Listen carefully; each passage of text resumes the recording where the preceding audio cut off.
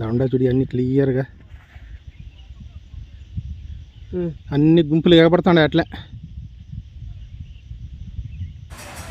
ఉమ్మడి చిత్తూరు జిల్లా పరిధిలో దాదాపు గత 5-6 సంవత్సరాలుగా సంచరిస్తున్న ఏనుగుల గుంపు స్థానికంగా పండిస్తున్న పంటల పెతమ దాడుల పరంపర కొనసాగిస్తూ రైతులకు ఆర్థికంగా మానసికంగా కష్ట నష్టాలు పాలు చేస్తున్న విషయం తెలిసిందే.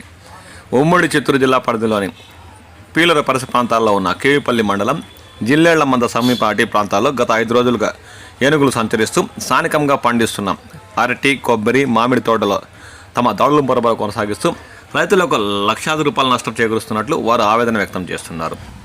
గుంపులుగా సంచరిస్తున్న ఏనుగులు నీటి పైపులు, కంచెలు ధ్వంసం చేస్తూ సుమారు 20 మంది రైతులకు నష్టాలు పాలు చేశాయని వారు తీవ్రంగా వాపోతున్నారు.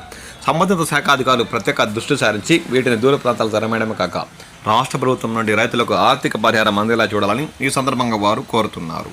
ఇక చిత్తూరు జిల్లా పలమనేరు పరిసర ప్రాంతాల్లో ఒక ఒంటరి ఏనుగు సంచరిస్తూ స్థానికంగా ఉన్న పంటలపై దాడులు చేస్తూ రైతులకు తీవ్ర ఇబ్బందులు గురిచేస్తున్నట్లు వారు వాపోతున్నారు. పలమనేరుకు దూరంగా ఉన్న మరుమూల అటవీ ప్రాంతంలోని మండిపేట కొట్టూరు గ్రామంలో ఓ ఏనుగు విధ్వంసానికి పాల్పడింది.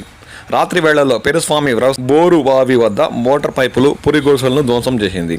ఉదయం పొలాల వద్దకు వెళ్లి చూసేసరికి బోరు మోటార్ పైపులు సేద తీరేందుకు పశువుల కోసం ఏర్పడిన పురిపాకను ఏనుగులు ధ్వంసం చేసినట్లు బాధిత రైతు పెరుస్వామి గుర్తించి అటవీ శాఖ అధికారులకు సమాచారం అందించాడు. ఈ సందర్భంగా అటవీ శాఖ అధికారులు మాట్లాడుతూ ఉమ్మడి చిత్తూరు జిల్లా పరిధిలో గత కొద్ది సంవత్సరాలుగా ఏనుగుల సంచారం ఉందని, అందువల్ల రైతులు పొలాల వద్ద ఉన్నప్పుడు పలు జాగ్రత్తలు తీసుకోవాలని, ఎక్కడైనా ఏనుగుల సంచారం జాడ కనిపిస్తే తక్షణం తమకు సమాచారం ఇవ్వాలని, వాటిని దూర ప్రాంతాలకు తరలించేందుకు ప్రత్యేక కార్యరూప ప్రణాళిక సిద్ధం చేస్తున్నట్లు ఈ సందర్భంగా వారు పేర్కొన్నారు.